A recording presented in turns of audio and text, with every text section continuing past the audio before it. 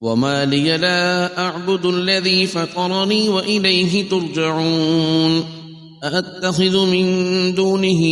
آلهة إن يردني الرحمن بضر لا تغن عني شفاعتهم شيئا ولا ينقذون إني إذا لفي ضلال مبين إني آمنت بربكم فاسمعون قيل ادخل الجنة قال يا ليت قومي يعلمون بما غفر لي ربي وجعلني من المكرمين وما أنزلنا على قومه من بعده من جند من السماء وما كنا منزلين إن كانت إلا صيحة واحدة فإذا هم خامدون يا حسرة على العباد ما يأتيهم من رسول إلا كانوا به يستهزئون ألم يروا كم أهلكنا قبلهم من القرون أنهم إليهم لا يرجعون وإن كل لما جميع لدينا محضرون وآية لهم الأرض الميتة أحييناها وأخرجنا منها حبا فمنه يأكلون وجعلنا فيها جنات من نخيل وأعناب وفجرنا فيها من العيون ليأكلوا من ثمره وما عملته أيديهم أفلا يشكرون سبحان الذي خلق الأزواج كلها مما تنبت الأرض ومن أنفسهم ومما لا يعلمون وآية لهم الليل نسلخ منه النهار فإذا هم مظلمون والشمس تجري لمستقر لها ذلك تقدير العزيز العليم والقمر قدرناه منازل حتى عاد كالعرجون القديم لا الشمس ينبغي لها أن تدرك القمر ولا الليل سابق النهار وكل في فلك يسبحون وآية لهم أنا حملنا ذريتهم في الفلك المشحون وخلقنا لهم من مثله ما يركبون وإن نشأ نغرقهم فلا صريخ لهم ولا هم ينقذون إلا رحمة منا ومتاعا إلى حين وإذا قيل لهم اتقوا ما بين أيديكم وما خلفكم لعلكم ترحمون وما تأتيهم من آية من آيات ربهم إلا كانوا عنها معرضين وإذا قيل لهم أنفقوا مما رزقكم الله قال الذين كفروا للذين آمنوا أنطعم من لو يشاء الله أطعمه إن أنتم إلا في ضلال مبين ويقولون متى هذا الوعد إن كنتم صادقين ما ينظرون إلا صيحة واحدة تأخذهم وهم يخصمون فلا يستطيعون توصية ولا إلى أهلهم يرجعون ونفخ في الصور فإذا هم من الأجداث إلى ربهم ينسلون قالوا يا ويلنا من بعثنا من مرقدنا هذا ما وعد الرحمن وصدق المرسلون إن كانت إلا صيحة واحدة فإذا هم جميع لدينا محضرون فاليوم لا تظلم نفس شيئا ولا تجزون إلا ما كنتم تعملون إن أصحاب الجنة اليوم في شغل فاكهون هم وأزواجهم في ظلال على الأرائك متكئون لهم فيها فاكهة ولهم ما يدعون سلام قولا من رب رحيم وامتازوا اليوم أيها المجرمون ألم أعهد إليكم يا بني آدم ألا تعبدوا الشيطان إنه لكم عدو مبين وأن اعبدوني هذا صراط مستقيم ولقد أضل منكم جبلا كثيرا أفلم تكونوا تعقلون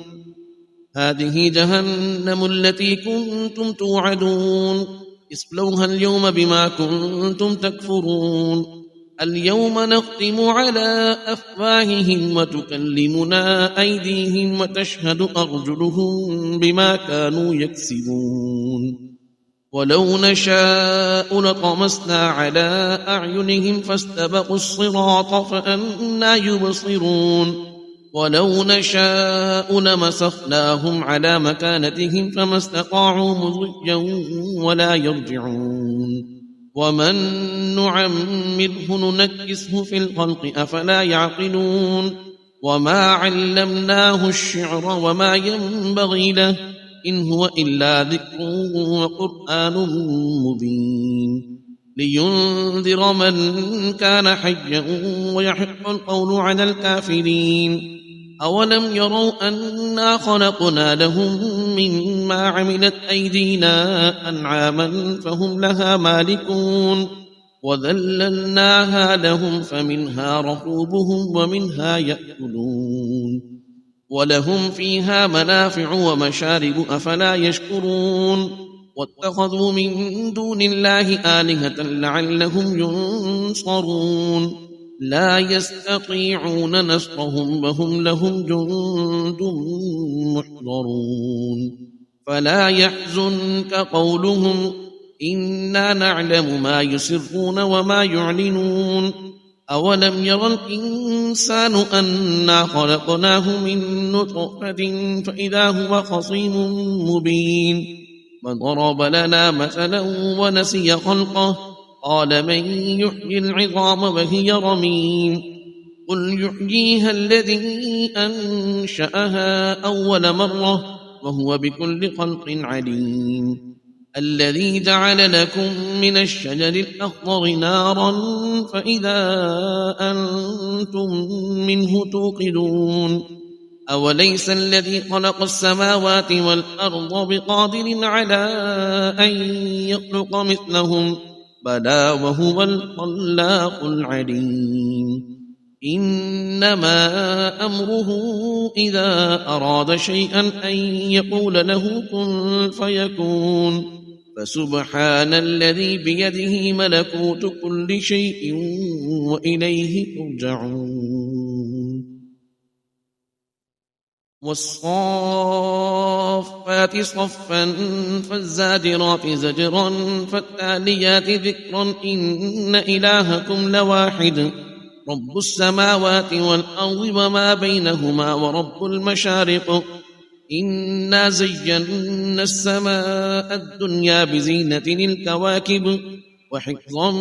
من كل شيطان مارد لا يسمعون إلى الملأ الأعلى ويقذفون من كل جانب دحورا ولهم عذاب واصب إلا من خطف الخطفة فأتبعه شهاب ثاقب فاستفتهم أهم أشد خلقا أم من خلقنا إنا خلقناهم من طين لازب بل عجبت ويسخرون وإذا ذكروا لا يذكرون وإذا رأوا آية يستسخرون وقالوا إن هذا إلا سحر مبين أإذا متنا وكنا ترابا وعظاما أإنا لمبعوثون أو آباؤنا الأولون قل نعم وأنتم داخرون فإنما هي زجرة واحدة فإذا هم ينظرون وقالوا يا ويلنا هذا يوم الدين هذا يوم الفصل الذي كنتم به تكذبون احشروا الذين ظلموا وأزواجهم وما كانوا يعبدون من دون الله فاهدوهم إلى صراط الجحيم وقفوهم إنهم مسؤولون ما لكم لا تناصرون بل هم اليوم مستسلمون وأقبل بعضهم على بعض يتساءلون قالوا إنكم كنتم تأتوننا عن اليمين قالوا بل لم تكونوا مؤمنين وما كان لنا عليكم من سلطان بل كنتم قوما طاغين فحق علينا قول ربنا إنا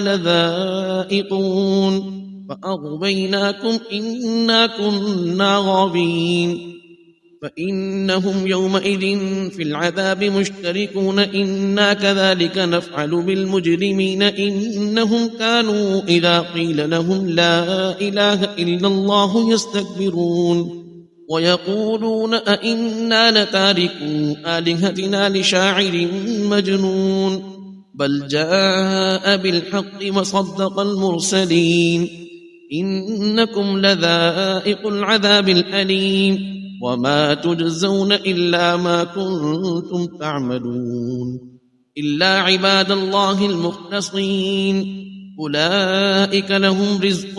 معلوم فواكه وهم مكرمون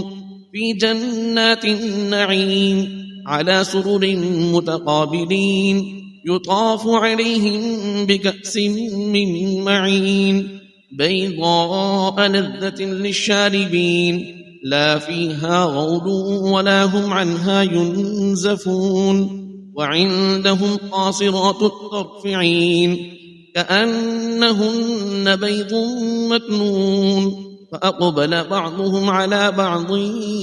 يتساءلون قال قائل منهم إني كان لي قرين يقول أئنك لمن المصدقين أئذا متنا وكنا ترابا وعظاما أئنا لمدينون قال هل أنتم مطلعون فاطلع فرآه في سواء الجحيم قال تالله إن كدت لتردين ولولا نعمة ربي لكنت من المحضرين أفما نحن بميتين إلا موتتنا الأولى وما نحن بمعذبين إن هذا لهو الفوز العظيم لمثل هذا فليعمل العاملون أذلك خير نزلا أم شجرة الزقوم إنا جعلناها فتنة للظالمين إنها شجرة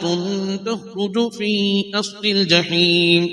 طلعها كأنه رؤوس الشياطين فإنهم لآكلون منها فمالئون منها البطون ثم إن لهم عليها لشوبا من حميم ثم إن مرجعهم لإلى الجحيم إنهم ألفوا آباءهم ضالين فهم على آثارهم يهرعون ولقد ضل قبلهم أكثر الأولين ولقد أرسلنا فيهم منذرين فانظر كيف كان عاقبة المنذرين إلا عباد الله المخلصين ولقد نادانا نوح فلنعم المجيبون ونجيناه وأهله من الكرب العظيم وجعلنا ذريته هم الباقين وتركنا عليه في الآخرين سلام على نوح في العالمين إنا كذلك نجزي المحسنين إنه من عبادنا المؤمنين ثم أغرقنا الآخرين وإن من شيعته لإبراهيم إذ جاء ربه بقلب سليم إذ قال لأبيه وقومه ماذا تعبدون أئفكا آلهة دون الله تريدون فما ظنكم برب العالمين فنظر نظرة في النجوم فقال إني سقيم فتولوا عنه مدبرين فراغ إلى آلهتهم فقال ألا تأكلون ما لكم لا تنطقون فراغ عليهم ضربا باليمين فأقبلوا إليه يزفون قال أتعبدون ما تنحتون والله خلقكم وما تعملون قالوا ابنوا له بنيانا فألقوه في الجحيم فأرادوا به كيدا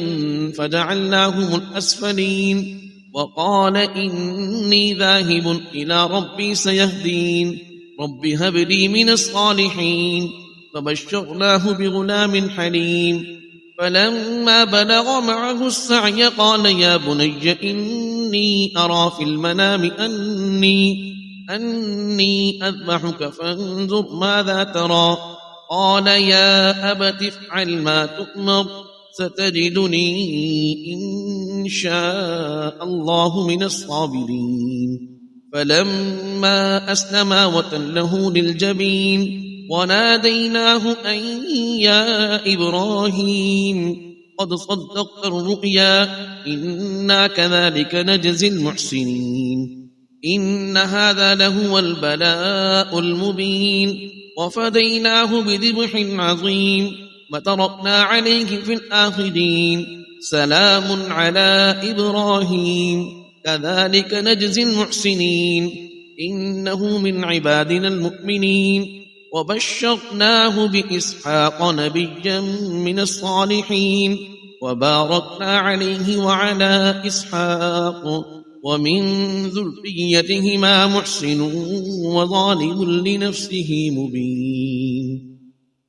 ولقد مننا على موسى وهارون ونجيناهما وقومهما من الكرب العظيم ونصرناهم فكانوا هم الغالبين وآتيناهما الكتاب المستبين وهديناهما الصراط المستقيم وتركنا عليه في الآخرين سلام على موسى وهارون إنا كذلك نجزي المحسنين إنهما من عبادنا المؤمنين وإن إلياس لمن المرسلين إذ قال لقومه ألا تتقون أتدعون بعلا وتذرون أحسن الخالقين الله ربكم ورب آبائكم الأولين فكذبوه فإنهم لمحضرون إلا عباد الله المخلصين وتركنا عليه في الآخرين سلام على الياسين إنا كذلك نجزي المحسنين إنه من عبادنا المؤمنين وإن لوطا لمن المرسلين إذ نجيناه أهله أجمعين إلا عجوزا في الغابرين ثم دمرنا الآخرين وإنكم لتمرون عليهم مصبحين وبالليل أفلا تعقلون وإن يونس لمن المرسلين إذ أبق إلى الفلك المشحون فساهم فكان من المدحضين فالتقمه الحوت وهو مليم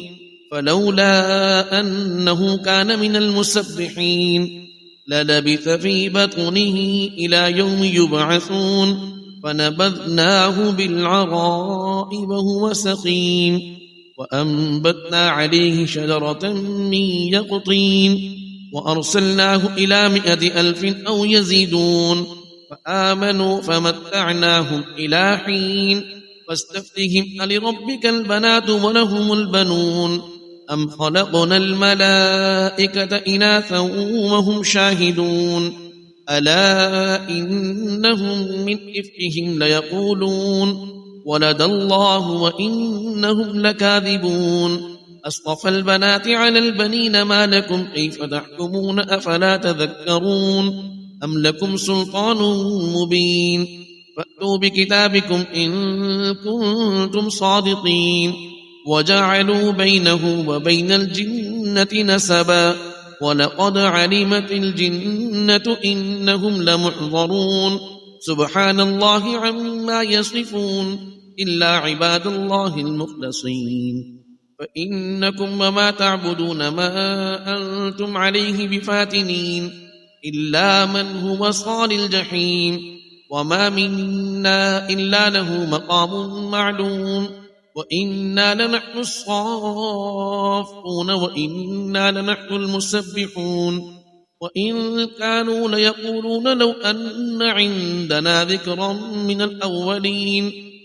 لكنا عباد الله المخلصين فكفروا به فسوف يعلمون ولقد سبقت كلمتنا لعبادنا المرسلين إنهم لهم المنصورون وإن جندنا لهم الغالبون وتول عنهم حتى حين وأبصرهم فسوف يبصرون أفبعذابنا يستعجلون فإذا نزل بساحتهم فساء صباح المنذرين وتول عنهم حتى حين وأبصر فسوف يبصرون سبحان ربك رب العزة عما يصفون وسلام على المرسلين والحمد لله رب العالمين قاد والقرآن ذي الذكر بل الذين كفروا في عزة وشقاق كم أهلكنا من قبلهم من قرن فنادوا ولا تحين مناص وعجبوا أن جاءهم منذر منهم وقال الكافرون هذا ساحر كذاب أجعل الآلهة إلها واحدا إن هذا لشيء عجاب وانطلق الملأ منهم أن امشوا واصبروا على آلهتكم إن هذا لشيء يراد ما سمعنا بهذا في الملة الآخرة إن هذا إلا اختلاق أأنزل عليه الذكر من بيننا بل هم في شك من ذكري بل لما يذوقوا عذاب أم عندهم خزائن رحمة ربك العزيز الوهاب أم لهم ملك السماوات والأرض وما بينهما فليرتقوا في الأسباب جند ما هنالك مهزوم من الأحزاب كذبت قبلهم قوم نوح وعاد وفرعون ذو الأوتاد وثمود وقوم لوط وأصحاب الأيكة أولئك الأحزاب إن كل إلا كذب الرسل فحق عقاب وما ينظر هؤلاء إلا صيحة واحدة ما لها من فواق وقالوا ربنا عجل لنا قطنا قبل يوم الحساب اصبر على ما يقولون واذكر عبدنا داود ذا الأيد إنه أواب إنا سخرنا الجبال معه يسبحن بالعشي والإشراق والطير محشورة كل له أواب وشددنا ملكه وآتيناه الحكمة وفصل الخطاب وهل أتاك نبأ الخصم إذ تصوروا المحراب إذ دخلوا على داود ففزع منهم قالوا لا تخف خصمان بغى بعضنا على بعض فاحكم بيننا بالحق لا تشفق واهدنا إلى سواء الصراط إن هذا أخي له 99 نعجة ولي نعجة واحدة فقال أكفلنيها وعزني في الخطاب قال لقد ظلمك بسؤال نعجتك إلى نعاجه وإن كثيرا من الخلطاء ليبغي بعضهم على بعض إلا الذين آمنوا وعملوا الصالحات وقليل ما هم وظن داود أنما فتناه فاستغفر ربه وخر راكعا وأناب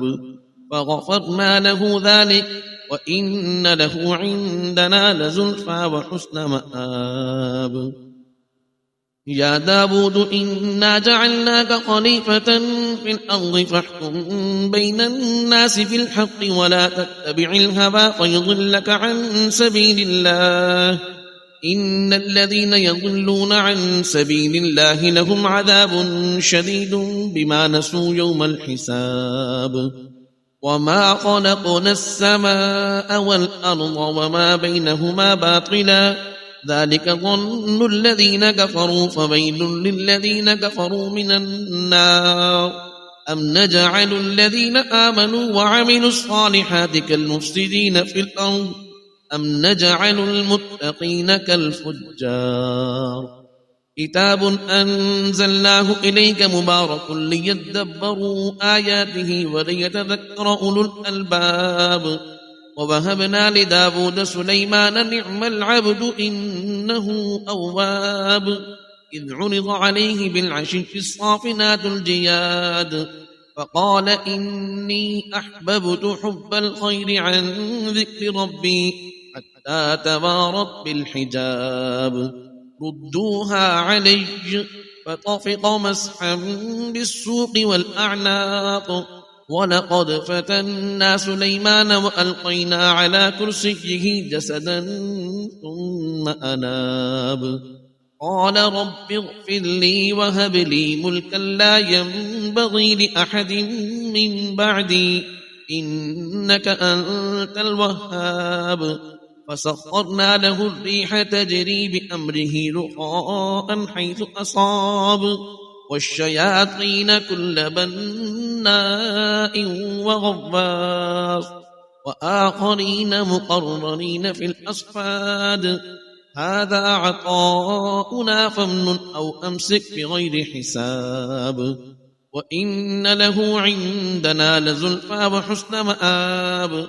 واذكر عبدنا أيوب إذ نادى ربه أني مسني الشيطان بنصب وعذاب اركض برجلك هذا مغتسل بارد وشراب ووهبنا له أهله ومثلهم معهم رحمة منا وذكرى لأولي الألباب فخذ بيدك ضغثا فاضرب به ولا تحنث إنا وجدناه صابرا نعم العبد إنه أواب واذكر عبادنا إبراهيم وإسحاق ويعقوب أولي الأيدي والأبصار إنا أخلصناهم بخالصة ذكر الدار وإنهم عندنا لمن المصطفين الأخيار واذكر إسماعيل واليسع وذا الكفل وكل من الأخيار هذا ذكر وإن للمتقين لحسن مآب جنات عدن مفتحة لهم الأبواب متكئين فيها يدعون فيها بفاكهة كثيرة وشراب وعندهم قاصرات الطرف أتراب هذا ما توعدون ليوم الحساب إن هذا لرزقنا ما له من نفاد هذا وإن للطاغين لشر مآب جهنم يصلونها فبئس المهاد هذا فليذوقوه حميم وغساق وآخر من شكله أزواج هذا فوج مقتحم معكم لا مرحبا بهم إنهم صالوا النار قالوا بل أنتم لا مرحبا بكم أنتم قدمتموه لنا فبئس القرار قالوا ربنا من قدم لنا هذا فزده عذابا ضعفا في النار وقالوا ما لنا لا نرى رجالا كنا نعدهم من الأشرار اتخذناهم سخريا أم زاغت عنهم الأبصار إن ذلك لحق تخاصم أهل النار قل إنما أنا منذر وما من إله إلا الله الواحد القهار رب السماوات والأرض وما بينهما العزيز الغفار قل هو نبأ عظيم أنتم عنه معرضون ما كان لي من علم بالملأ الأعلى إذ يختصمون إن يوحى إلي إلا أنما أنا نذير مبين إذ قال ربك للملائكة إني خالق بشرا من طين فإذا سويته ونفخت فيه من روحي فقعوا له ساجدين فسجد الملائكة كلهم أجمعون إلا إبليس استكبر وكان من الكافرين قال يا إبليس ما منعك أن تسجد لما خلقت بيدي أستكبرت أم كنت من العالين قال أنا خير منه خلقتني من نار وخلقته من طين قال فاخرج منها فإنك رجيم وإن عليك لعنتي إلى يوم الدين قال رب فأنظرني إلى يوم يبعثون قال فإنك من المنظرين إلى يوم الوقت المعلوم قال فبعزتك لأغوينهم أجمعين إلا عبادك منهم المخلصين قال فالحق والحق أقول لأملأن جهنم منك وممن تبعك منهم أجمعين قل ما أسألكم عليه من أجر وما أنا من المتكلفين إن هو إلا ذكر للعالمين ولتعلمن نبأه بعد حين تنزيل الكتاب من الله العزيز الحكيم إنا أنزلنا إليك الكتاب بالحق فاعبد الله مخلصا له الدين ألا لله الدين الخالص والذين اتخذوا من دونه أولياء ما نعبدهم إلا ليقربونا إلى الله زلفى إن الله يحكم بينهم فيما هم فيه يختلفون إن الله لا يهدي من هو كاذب كفار لو أراد الله أن يتخذ بلدا لاصطفى مما يخلق ما يشاء سبحانه هو الله الواحد القهار خلق السماوات والأرض بالحق يكبر الليل على النهار ويكبر النهار على الليل وسخر الشمس والقمر كل يجري لأجل مسمى ألا هو العزيز الغفار خلقكم من نفس واحدة ثم جعل منها زوجها وأنزل لكم من الأنعام 8 أزواج يخلقكم في بطون أمهاتكم خلقا من بعد خلق في ظلمات 3 ذلكم الله ربكم له الملك لا إله إلا هو فأنى تصرفون إن تكفروا فإن الله غني عنكم ولا يرضى لعباده الكفر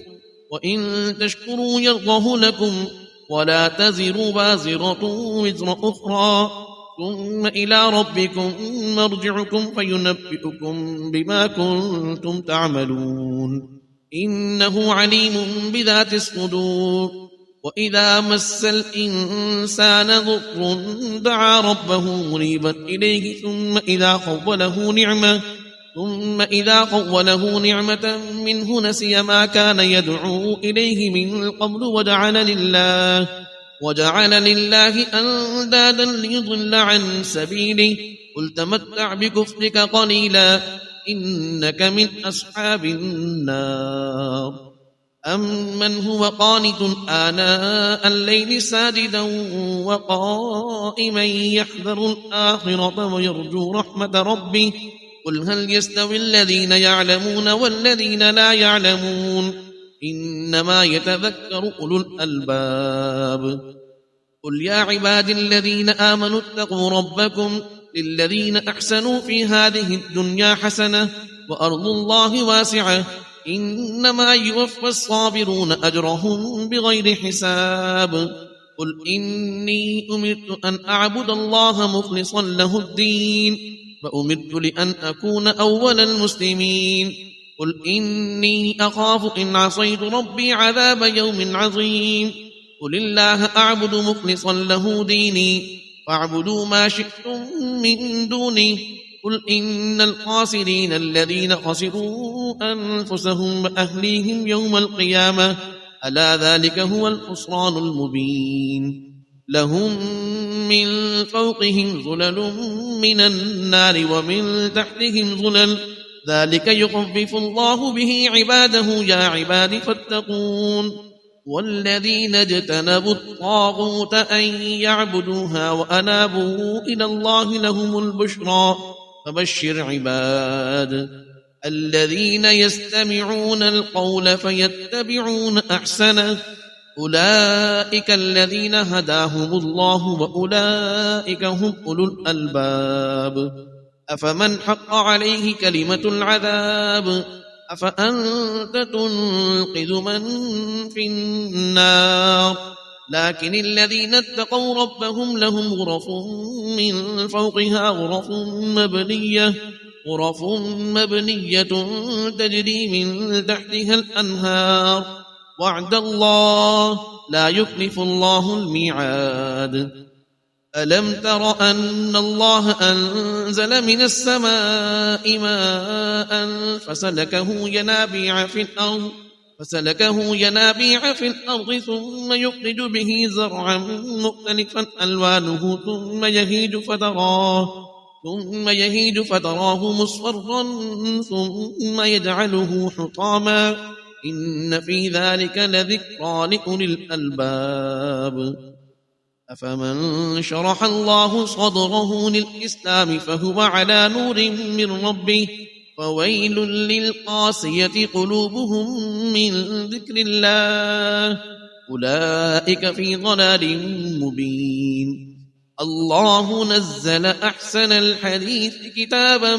متشابها مثاني تقشعر منه جلود الذين يخشون ربهم ثم تلين جلودهم وقلوبهم إلى ذكر الله ذلك هدى الله يهدي به من يشاء ومن يضلل الله فما له من هاد. أفمن يتقي بوجهه سوء العذاب يوم القيامة وقيل للظالمين ذوقوا ما كنتم تكسبون كذب الذين من قبلهم فأتاهم العذاب من حيث لا يشعرون فأذاقهم الله الخزي في الحياة الدنيا ولعذاب الآخرة أكبر لو كانوا يعلمون. ولقد ضربنا للناس في هذا القرآن من كل مثل لعلهم يتذكرون قرآنا عربيا غير ذي عوج لعلهم يتقون. ضرب الله مثلا رجلا فيه شركاء متشاكسون ورجلا سلما لرجل هل يستويان مثلا الحمد لله بل أكثرهم لا يعلمون. إنك ميت وإنهم ميتون ثم إنكم يوم القيامة عند ربكم تختصمون. يا نفس إن لم تصبري لا تجزعي وإلى موعد